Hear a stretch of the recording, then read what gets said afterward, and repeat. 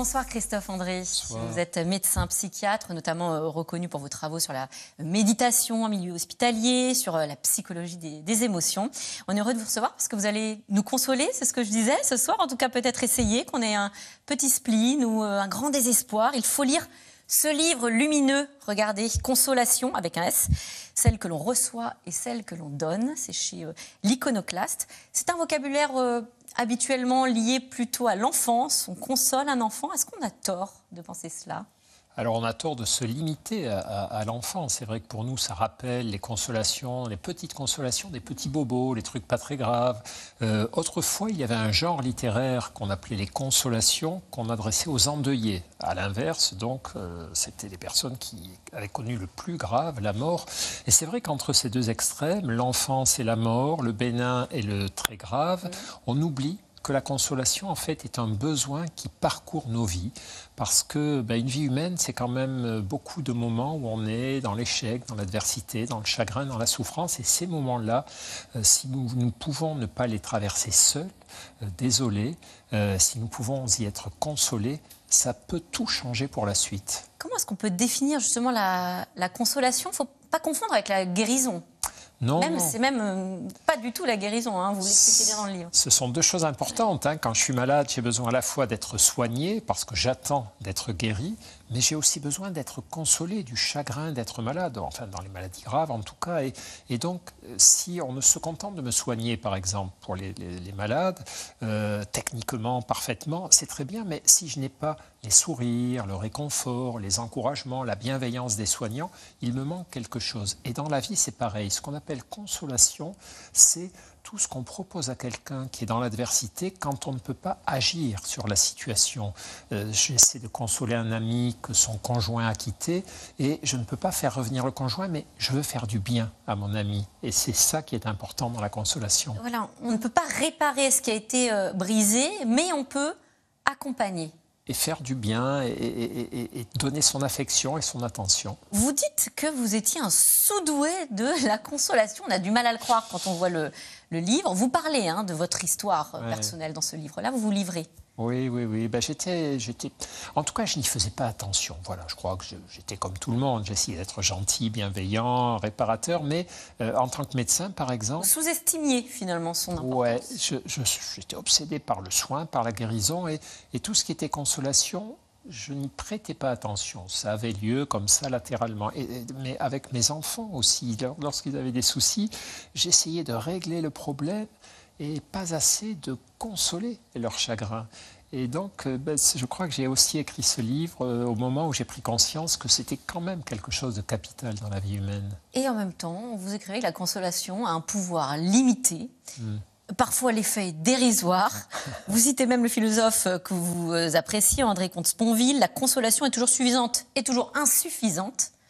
Alors, on se demande si c'est vraiment efficace, si ça sert vraiment à quelque chose, ou comme vous le disiez, si c'est des petites choses, sur l'instant, ça fonctionne, mais ensuite, dès qu'on arrête de consoler, la douleur revient ou la tristesse revient. Non, ça peut tout changer. Ce que dit le philosophe Comte-Sponville, il dit « elle est toujours nécessaire et toujours insuffisante ». C'est-à-dire, effectivement, la consolation ne change pas le mal qui nous est arrivé, mais elle change nos capacités à faire face et à nous remettre à vivre. Comme, par exemple, j'ai vu il y a quelque temps une dame dans le métro se faire arracher son sac. C'était une dame âgée, pas de violence. Le monsieur qui a piqué son sac ne l'a pas tapé, ne l'a pas poussé à terre, il l'a juste arraché, il est parti en courant.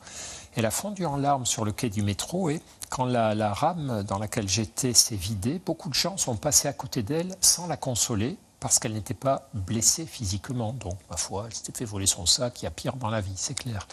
Et 2 personnes se sont arrêtées et l'ont consolée, ont été gentilles avec elle, lui ont tapé sur l'épaule, l'ont accompagnée, raconté son histoire au monsieur là, du guichet, enfin bref. Et ça a tout changé ? Je suis sûr que ça a tout changé. Non seulement elle a eu du réconfort émotionnel, et en plus, elle a vu que l'humanité, ce n'était pas seulement des gens qui volaient les sacs et d'autres qui ne s'occupaient pas d'elle, qu'il y avait aussi de la fraternité.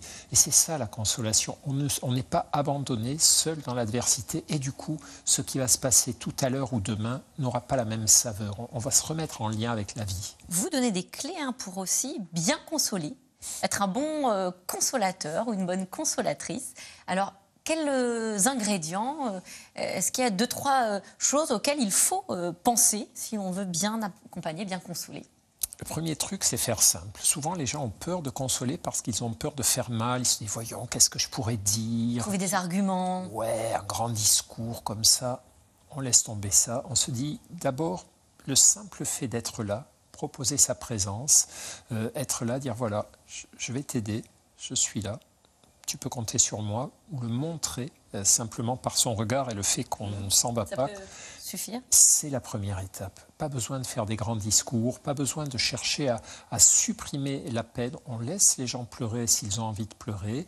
Et donc, c'est une présence, une intention. Pas besoin de trucs compliqués. Et alors, on parle des mots. Est-ce que le toucher, c'est important aussi? Ça fait partie de ces choses qui peuvent être assez gênantes? Ça commence par le toucher, la consolation. C'est important alors. Ouais. Chez les animaux qui consolent, Oui. tous les animaux ne se consolent pas, mais ceux qui se consolent, ils se touchent. Les singes vont s'épouiller, se faire des câlins, des mamours. Chez les enfants, la première consolation qu'on propose, c'est qu'on les prend dans les bras, on les embrasse, on les console d'abord par le corps. Et chez les adultes, on a un peu plus de mal. C'est vrai qu'on a perdu ça. Ouais, on est un peu gêné. Naturel-là. Mais quand on ne sait plus quoi dire, parfois, un gros câlin, un gros hug, c'est la première étape. Quand il n'y a pas les gestes barrières, bien sûr, malheureusement. Est-ce qu'il y a des erreurs à ne pas commettre? Alors, vous parliez, par exemple, de vouloir trop en faire, de nier peut-être aussi la difficulté ou la tristesse. Est-ce qu'il y a d'autres choses auxquelles il faut faire attention? Relativiser le problème, c'est principalement vouloir un effet immédiat. Il faut qu'elle s'arrête de pleurer, il faut qu'elle se remette à sourire, il faut qu'elle comprenne que un de perdu, 10 de retrouvé. Alors là, laissons tomber. Vraiment, on offre sa présence, on offre son affection, on propose à la personne de faire quelque chose de simple. Allez, viens, on va se balader, on va marcher. Mais c'est pas un exercice de rhétorique, la consolation, c'est un exercice d'amour, d'affection. Et vous parlez d'autoconsolation également dans le livre. On peut s'autoconsoler?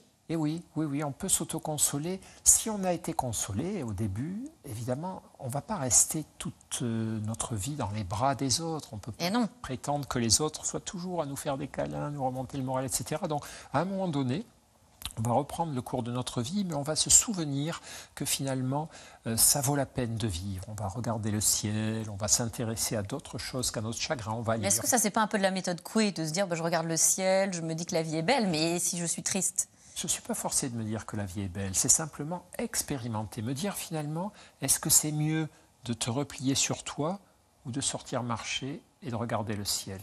Essaie, fais-le et regarde ce que ça donne. Et en général, ça donne un truc un peu plus léger à supporter. Est-ce qu'il y a des inconsolables?